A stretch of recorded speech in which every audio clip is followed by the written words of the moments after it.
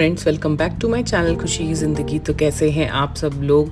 तो फ्रेंड्स, आज मैं ले जा रही हूँ आपको एक बहुत ही स्पेशल ट्रिप पर, जो कि मैंने बद्रीनाथ से वापस दिल्ली आते टाइम की थी। और ये मैंने डायरेक्टली नहीं की, बीच में हम रुके थे एक बहुत ही अमेजिंग जगह पे जो कि है देवप्रयाग। तो सबसे पहले मैंने ये जो रेस्टोरेंट मैं आपको दिखाने जा रही हूँ, ये मैं इसलिए दिखा रही हूँ कि जब मैं बद्रीनाथ से वापस आ रही थी तो रास्ते में ये रेस्टोरेंट पड़ा था, कैफ़े ब्रो करके, और इसका खाना मुझे बिल्कुल अच्छा नहीं लगा था। तो अगर आप बद्रीनाथ से वापस आ रहे हैं तो इस पर प्लीज़ मत रुकिएगा।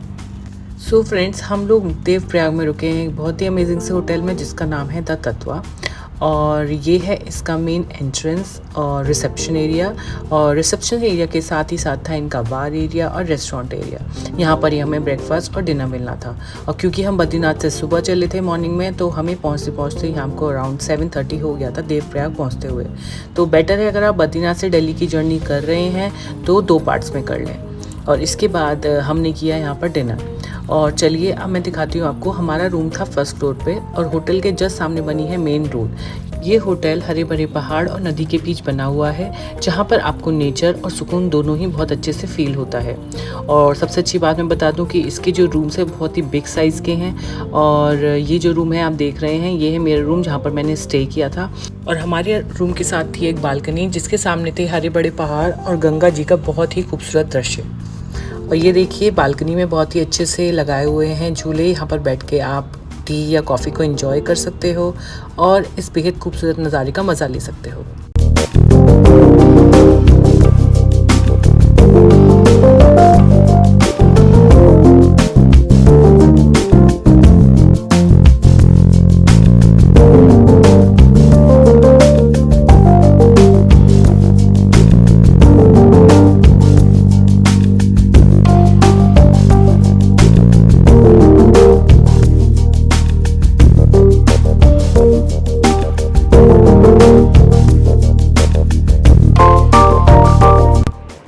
हेलो फ्रेंड्स, हो गई है मॉर्निंग और अब हो गया है ब्रेकफास्ट का टाइम। और मैं बता दूं आपको कि अब मैं जा रही हूँ संगम देखने के लिए। सबसे पहले हम ब्रेकफास्ट करेंगे, फिर हम जाएंगे संगम पर। और मेरे साथ वीडियो में बने रहिएगा। और जहाँ तक रही इस होटल के स्टे की बात, तो ये होटल वाकई में बहुत अच्छा है। और ये मैं आपको बता दूँ कि इसको ज़्यादा टाइम नहीं हुआ है इस होटल को। आई थिंक अराउंड 1 ईयर ही हुआ है। और ये ऑन रोड है, तो जब भी आप अगर बद्रीनाथ जा रहे हैं तो देवप्रयाग में स्टे करने का सोच रहे हैं तो ये होटल एक बहुत ही अच्छा ऑप्शन है।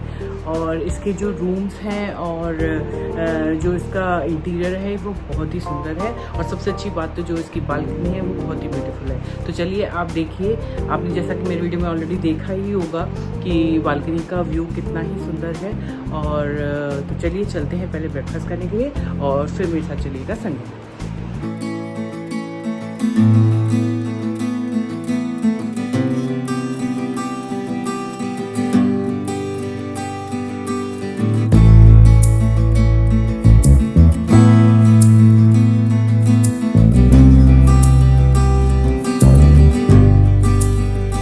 सो फ्रेंड्स, अब हम पहुंच चुके हैं रेस्टोरेंट एरिया में और अब हम करेंगे ब्रेकफास्ट। और क्योंकि मैं ऑफ सीज़न में आई हूं तो यहाँ पर देखिए मैं आराम से, अभी और कोई फैमिली नहीं आई हुई है और अब हम आराम से ब्रेकफास्ट करेंगे। और क्योंकि इस रेस्टोरेंट में विंडोज़ लगी हैं तो यहाँ से भी आपको पहाड़ और नदी का बहुत ही खूबसूरत दृश्य देखने को मिलेगा।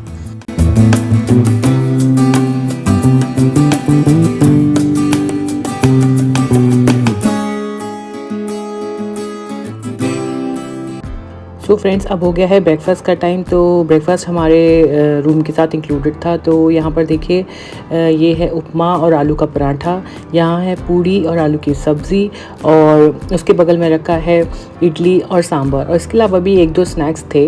तो यहाँ पर मैंने अपनी प्लेट लगा ली है। उसके बाद मैंने किया बहुत अच्छे से इस ब्रेकफास्ट को एंजॉय। और यहाँ लिया है खुशी ने अपने लिए पैनकेक, चॉकलेट पैनकेक, और वो इसे एंजॉय कर रही है। तो चलिए फ्रेंड्स, अब हम चलते हैं अपनी नेक्स्ट डेस्टिनेशन पर, जो कि एक बहुत ही पवित्र स्थान है जहाँ पर 2 नदियों का संगम होता है। जी हाँ फ्रेंड्स, मैं बात कर रही हूँ देवप्रयाग संगम की, जहाँ पर अलकनंदा नदी और भागीरथी मिलके गंगा रिवर को बनाती हैं। देवप्रयाग संगम हमारे होटल से काफ़ी पास था, यानी कि 5 से 6 किलोमीटर के बीच में होगा। और यहाँ देखिए, अब हम जा रहे हैं गाड़ी से देवप्रयाग संगम की ओर। तो चलिए फ्रेंड्स चलते हैं, फिर मैं आपको दिखाऊंगी बेहद ही खूबसूरत नज़ारा।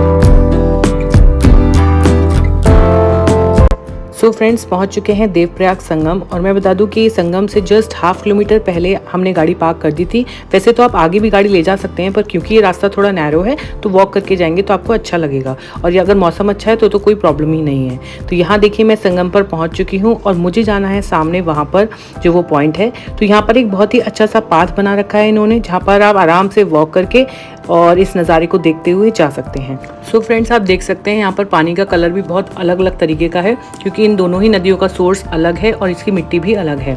और आपको मैं एक सजेशन देना चाहती हूँ कि अगर आप वॉक करके जा रहे हैं तो बहुत ही कंफर्टेबल शूज़ पहन के जाएं, ताकि आपको चलने में प्रॉब्लम ना हो, क्योंकि यहाँ पर ये रास्ता थोड़ा ऊंचा नीचा है।